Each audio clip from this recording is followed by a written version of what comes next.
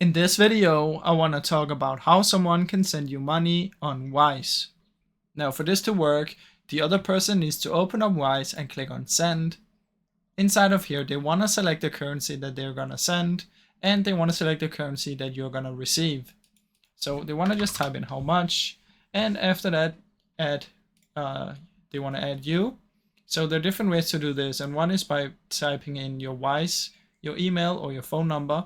Your Wise tag will be under your profile, or they can type in bank, someone else, and you can provide them the details.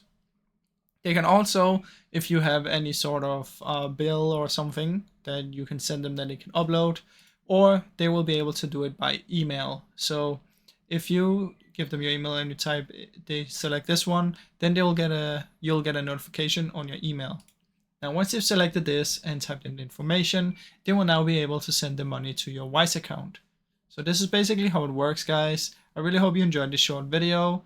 If you did, please leave a like and subscribe, as it helps me out a ton.